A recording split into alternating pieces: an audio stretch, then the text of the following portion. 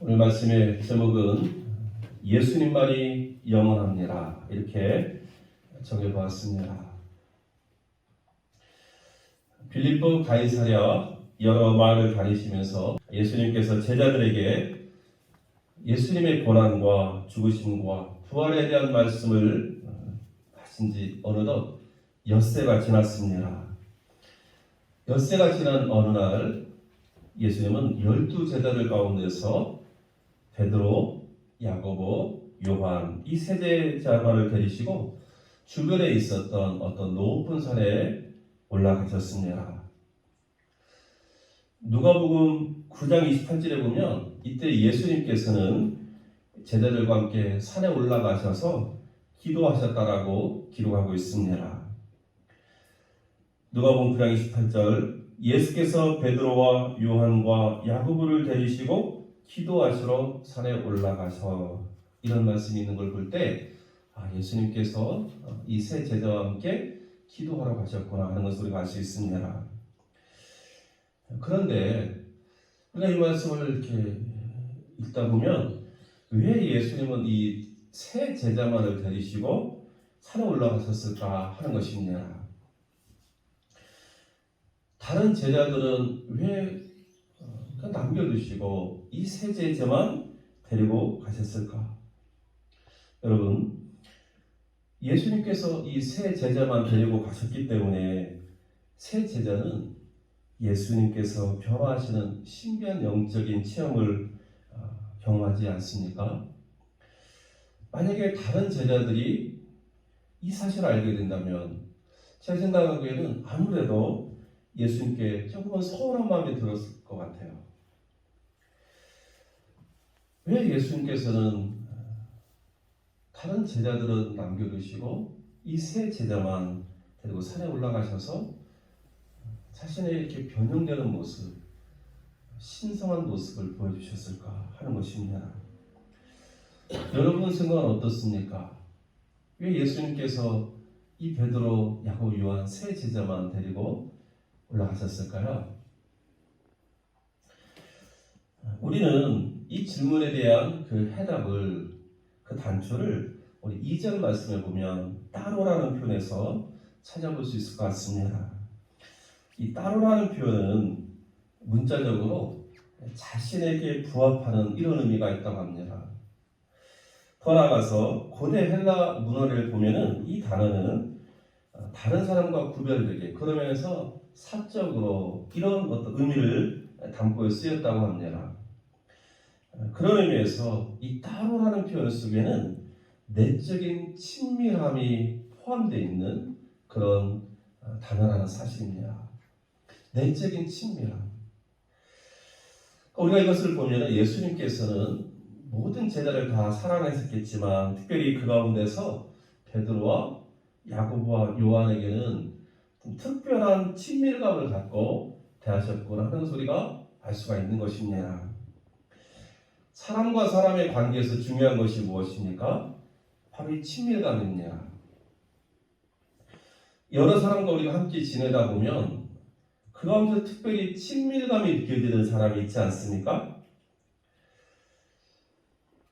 뭐가 뭔지 모르겠지만 어쨌든 좀 마음이 편안한 사람, 왠지 좀 그 친밀감 느끼는 사람, 그런 사람을 보게 되면 대화도 좀 편하게 하게 되고 어느 순간에 내 속마음 좀 더 드러내게 되고 무엇보다도 함께 있는 시간이 즐겁다 하는 것을 느끼게 됩니다. 그래서 이 친밀감이 우정이 되고 이 우정이 자라서 친구가 되는 것을 우리가 보게 됩니다. 그런데 하나님과 사람의 관계도 마찬가지라는 것입니다. 예수님께서 여러 제자들도 있었지만 특별히 이 세 제자만을 데리고 산에 올라가셔서 함께 기도하신 것은 물론 여러 다른 이유도 있었겠지만 오늘 본문에서 보면 그 이유가 친밀감이라는 것을 우리에게 말해주고 있습니다. 눈에 보이지 않는 이런 친밀감이 세 제자에게는 평생에 잊을 수 없는 예수님의 그런 신비와 영광을 보게 하는 기회가 되었던 것입니다. 이날의 예수님의 이 변화된 이 사건이 얼마나 신비롭고 황홀했었던지 베드로는 이후에 이렇게 고백하고 있습니다. 베드로후서 1장 16절 이하를 보니까 우리 주 예수 그리스도의 능력과 강림하심을 너희에게 알게 한 것이 교무히 만든 이야기를 딴 것이 아니요 우리는 그의 크신 위엄을 친히 본 자라. 지극히 큰 영광 중에서 이러한 소리가 그에게 나기를 이는 내 사랑하는 아들이요 내 기뻐하는 자라 하실 때에 그가 하나님 아버지께 존귀와 영광을 받으셨느니라. 이 소리는 우리가 그와 함께 거룩한 산에 있을 때에 하늘로부터 난 것을 들은 것이라. 베드로 사도는 고백하고 있습니다. 이때의 예수님과 함께 이렇게 산에서 예수님이 변화되는 이런 거룩한 광경을 본 것이 결코 교묘히 만든 이야기가 아니다. 우리는 그 예수님의 그 크신 위엄을 친히 본 사람들이다. 이렇게 고백하고 있음을 보게 됩니다.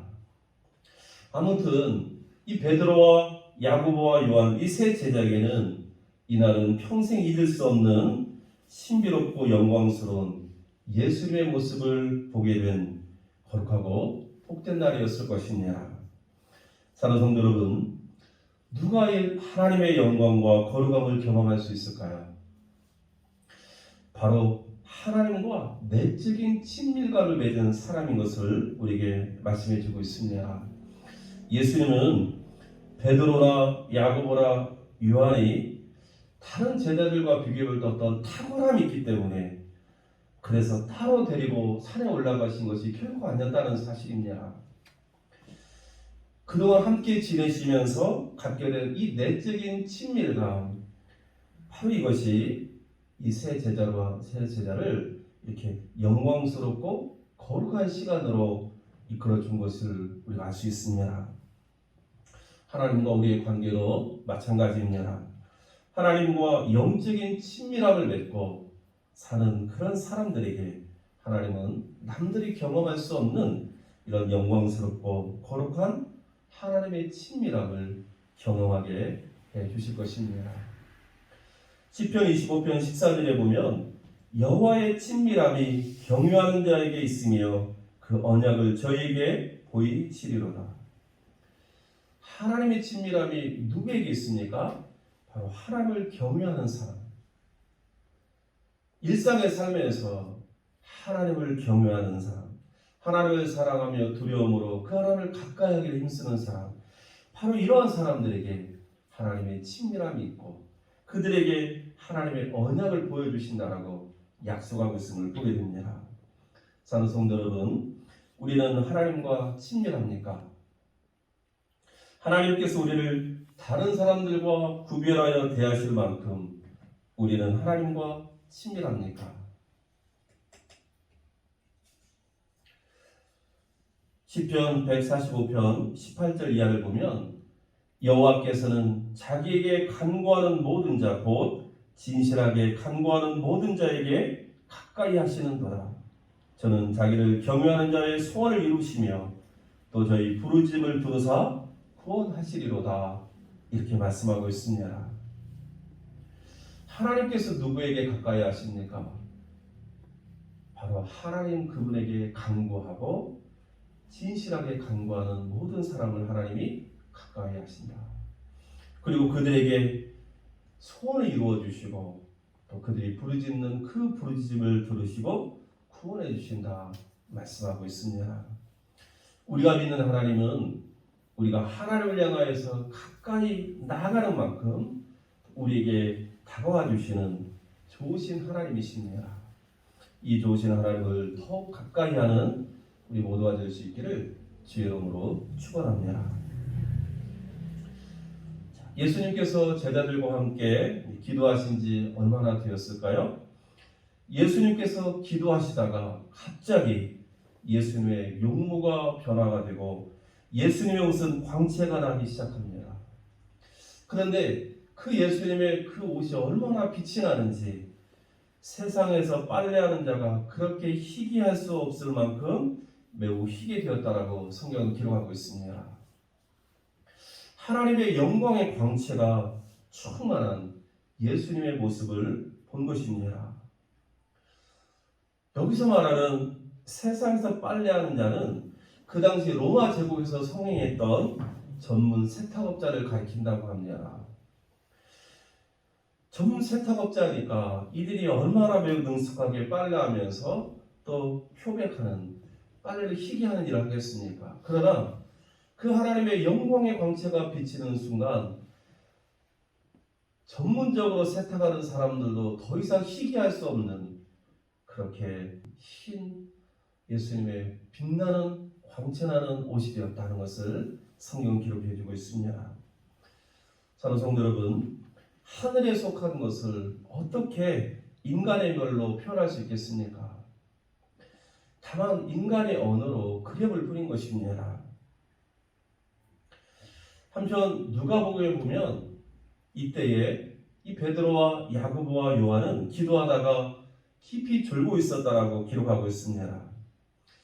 지금이 언제냐면 높은 산의 저녁 한밤중입니다. 얼마나 주변이 어두웠겠습니까? 그런데 갑자기 예수님을 통해서 예수님 보면서 광채가 나고 그 옷이 희기가 더 이상 희귀할 수 없을 만큼 하얗게 되는 그 예수님의 광채로 말미암아서 그 주변이 환하게 밝혀질 때에 제자들이 잠에서 깨어납니다. 그리고 자신들 앞에 계신 예수님의 변화된 모습을 보게 됩니다. 그 예수님의 빛나는 영광의 모습을 본 제자들이 얼마나 놀랐겠습니까? 자신들이 하는 말을 자신들도 알지 못할 만큼 제자들은 혼비백산한 상태였습니다. 그런데 얼마 뒤에 더욱 놀라운 광경을 보게 됩니다.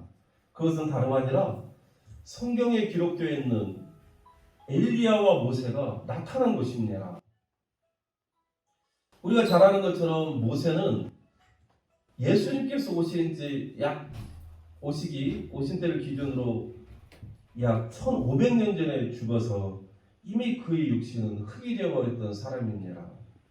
그리고 엘리야는 예수님 그 당시로부터 약 900년 전에 북이스라엘 아합 왕 시절에 죽음을 보지 않고 이렇게 회리바람을 타고 하늘로 승천한 그런 선지자입니다.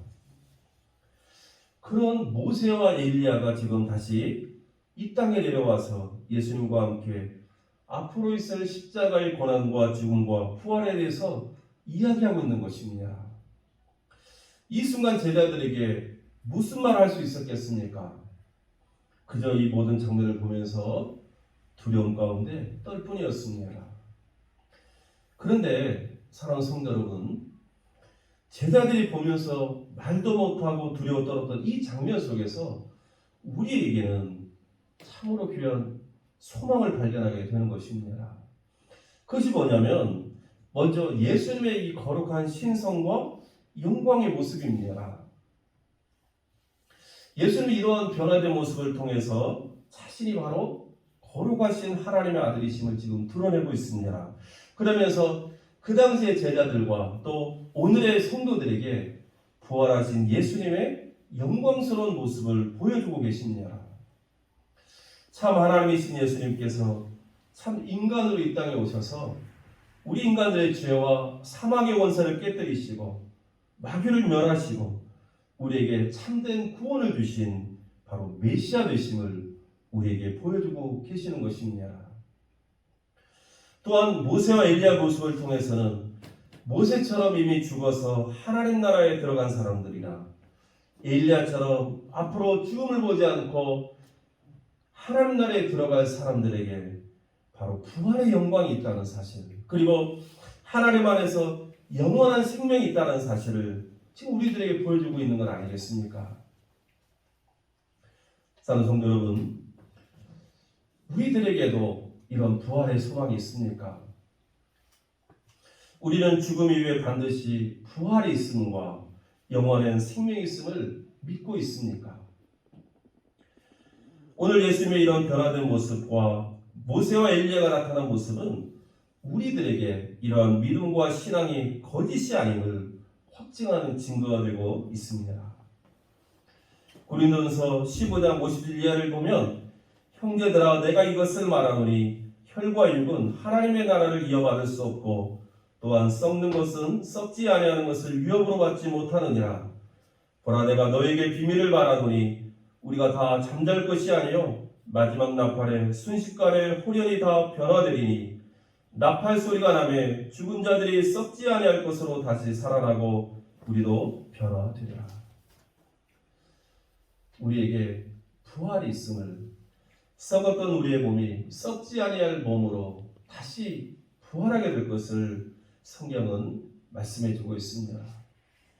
오늘 예수님께서 이 변화산석에서 육의 모습을 벗어버리고 영광의 모습이 되셔서 광채가 나는 그런 것처럼 우리들에게도 그런 부활이 있음을 말씀해 주고 있습니다.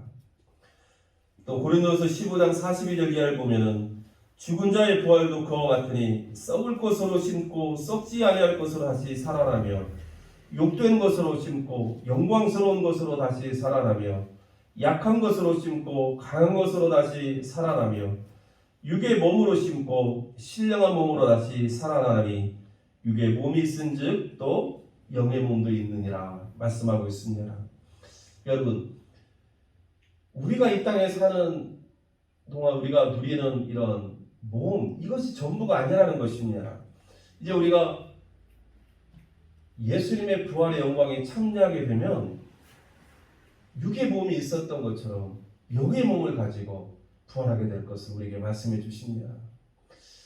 오늘 예수님께서 이 변화산에서 영광의 몸이 되신 것은 바로 우리에게 그것을 확증하나의 징표가 됩니다. 언젠가 우리들도 다 죽게 될 것입니다. 하지만 죽음이 끝이 아니라 예수님의 부활처럼 우리들도 영광의 몸으로 부활하게 될 것이고 모세와 엘리야처럼 영원한 삶을 살게 될 것을 우리에게 말씀해 주고 있습니다. 사랑하는 성도 여러분, 오늘 엘리야와 모세는 예수님 그 시대보다 약 1500년 전, 900년 전에 살던 사람입니다. 역사 속에는 이미 잊어버렸던 사람들이고 그들의 몸이 흙일이어서 전혀 존재감을 느낄 수 없는 이미 그런 상태가 되었습니다. 그럼에도 불구하고 다시 예수님과 함께 나타나서 예수님의 별세에 대해서 이야기하는 것을 볼 때에 하나님 안에서 하나님의 친 백성들은 결코 죽는 것이 아니고 영원한 삶을 누리는 것이구나 하는 것을 우리에게 말씀해 주고 있습니다. 사랑하는 성도 여러분, 오늘 이 말씀을 통해서 다시 한번 부활의 소망, 영원한 생명에 대한 소망을 붙들며 살 수 있는 저와 여러분 될 수 있기를 주의 이름으로 축복합니다. 제가 신방을 하면서 연세가 많으신 권사님께 질문합니다. 권사님, 이제 이렇게 사시다가 하나님 나라에 들어가시면 부활의 몸으로 다시 거듭날 것을 믿습니까? 이렇게 질문했습니다. 그랬더니 권사님께서 하시는 말씀이 목사님, 그건 죽어봐야 알죠. 이렇게 대답하십니다. 그래서 제가 그때 마음으로 그게 아닙니다. 권사님, 믿음의 확신을 가지고 계셔야 됩니다. 이렇게 한번 생각해 본 적이 있습니다. 여러분, 우리가 교회를 다니시면서 우리가 이게 예배드리고 신앙생활을 하면서 이 부활에 대한 얘기를 참 많이 듣는데 이 부활의 신앙을 가지고 사신 분이 그리 많지 않다는 것을 보게 됩니다. 지금 제가 조금 전에 말씀드린 것처럼 죽어봐야 알지요. 가봐야 알지요. 이렇게 말씀하십니다. 이건 믿음이 아닙니다. 우리 하나님의 말씀을 믿는 것처럼 하나님의 약속의 말씀을 믿고 오늘 주님께서 이 변화산 속에서 보여주시는 이 모습이 바로 우리의 모습이 될 것을 믿음으로 확신하고 살 때 우리가 죽음도 두려워하지 않고 하나님의 부르심에 우리가 기꺼이 우리의 모든 것을 내어 맡길 수 있지 않겠습니까? 그 믿음으로 다시 한번 거듭나는 저와 여러분 될 수 있기를 주의 이름으로 축복합니다. 이런 영광의 시간이 얼마나 지났을까요? 모세와 엘리야가 예수님기의 이야기를 마치고 떠나려고 합니다. 그러자 베드로가 그 옆에서 그 모습을 보고 있다가 예수님께 간청하기 시작합니다. 오늘 오전에 보니까 랍비여 우리가 여기 있는 것이 좋사오니 우리가 초막셋을 짓되 하나는 주를 위하여 하나는 모세를 위하여 하나는 엘리야를 위하여 하사이다. 무슨 말입니까?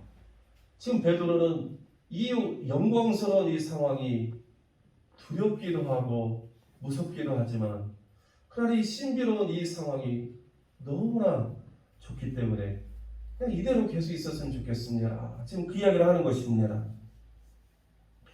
근데 우리는 이 베드로의 이 고백 속에서 참 예수님을 말씀을 잊어버린 또 베드로의 모습을 보게 되는 것입니다. 예수님은 분명히 예수님께서 예루살렘에 올라가셔서 사람들에게 고난을 당하시고 십자가에 죽으시고 죽은 자 가운데서 다시 살아나야 될 것을 이미 베드로에게 말씀해 주셨습니다.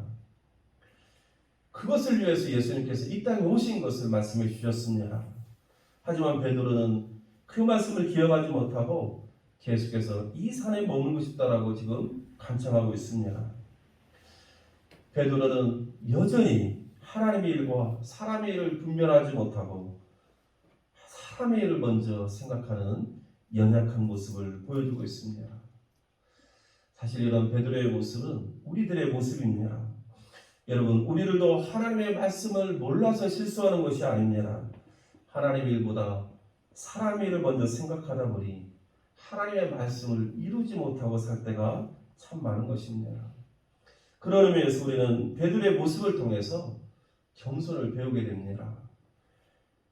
언제나 연약하고 실패할 수밖에 없는 우리라는 것을 깨닫고 겸비한 마음으로 하루하루 살아야 될 줄로 믿습니다. 베드로가 예수님께 이렇게 간청하고 있는데 갑자기 구름이 와서 덮습니다. 그러면서 그때 구름 속에서 하나님의 음성이 들리기 시작합니다. 이는 내 사랑하는 아들이니 너희는 그의 말을 들어라. 예수님께서 처음 공생애를 시작하시려고 세리요한에게 물세례를 받고 나오실 때에 들었던 동일한 하나님의 말씀입니다. 이는 내 사랑하는 아들이다. 그러면서 덧붙여 주십니다.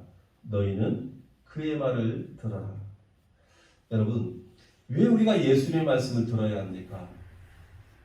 예수님이 하나님의 아들이기 때문에 그렇습니다. 왜 우리가 예수님의 말씀을 들어야 합니까? 바로 예수님의 말씀이고 하나님의 말씀이기 때문에 그렇습니다. 요한복음 7장 14절 이하를 보면은 이미 명절의 중간이 되어 예수께서 성전에 올라가서 가르치시니 유대인들이 놀랍게 여겨 이르되 이 사람은 배우지 아니하였거늘 어떻게 그를 아느냐 하니 예수께서 대답하여 이르시되 내 교훈은 내 것이 아니요 나를 보내신 이의 것이니라. 사람이 하나님의 뜻을 행하려 하면 이 교훈이 하나님께로부터 왔는지 내가 스스로 말함인지 알리라. 여러분, 예수님의 교훈은 예수님의 것이 아니라고 말씀하고 있습니다. 바로 나를 보내시니 하나님의 교훈이라고 예수님께서 말씀하고 있습니다. 예수님은 하나님의 아들로 이 땅에 오셨습니다.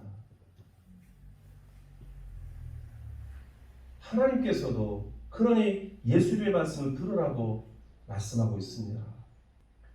사랑하는 성도 여러분, 너희는 예수의 말을 들으라. 이는 내 사랑하는 아들이라. 이 주님의 이 말씀은 우리에게 주시는 명령이기도 합니다. 이 말씀에 순종하는 우리 모두가 될 수 있기를 주의 이름으로 축원합니다. 하나님의 음성이 들린 후에 구름이 거칩니다.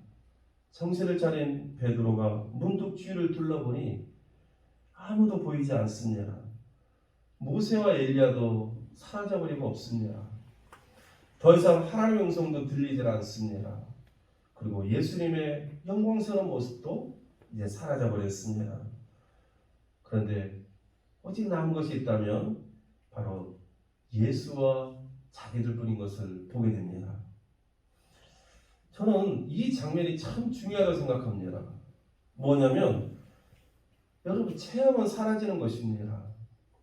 체험은 영원하지 않습니다. 신령한 경험, 신령한 영적 체험은 영원한 것이 아닙니다. 우리의 신앙은 이러한 신령한 영적 체험에 기반하지 않습니다. 우리의 신앙은 영원한 것을 기반해야 됩니다. 그런데 제자들이 본 것처럼 이 모든 신령한 것들은 다 떠나버렸지만 그러나 오직 예수님만은 옆에 함께 있음을 보고 깨닫게 되는 것 아닙니까? 예수님은 사라지지 않습니다.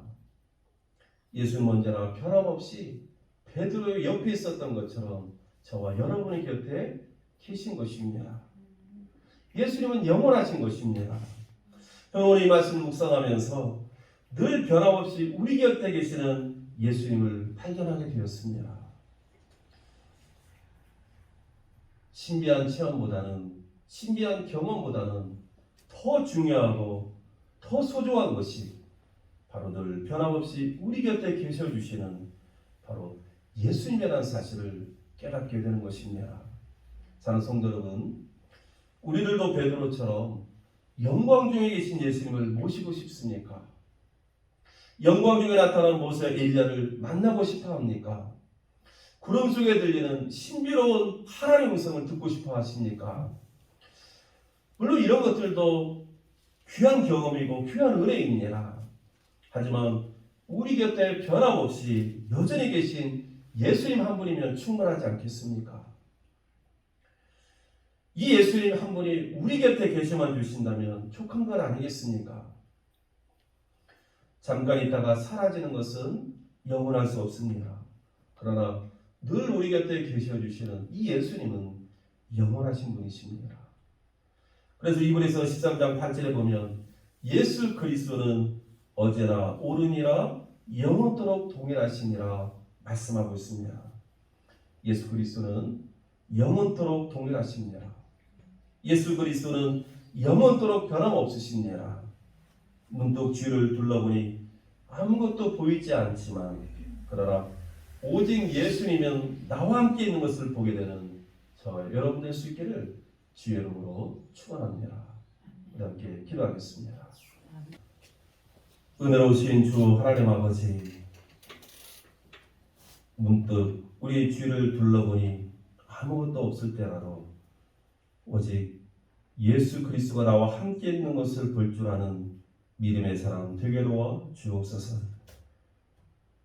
영광과 신비로운 것들을 보면서 그 안에 머물기를 기뻐하는 우리가 되지 않게 하시고 늘 평범한 삶의 일상 속에서 내 곁에 계셔주시는 그 예수님 한 분만으로 족한 걸 알고 그 예수님만을 구할 수 있는 우리의 믿음 될 수 있도록 은혜를 베풀어 주옵소서.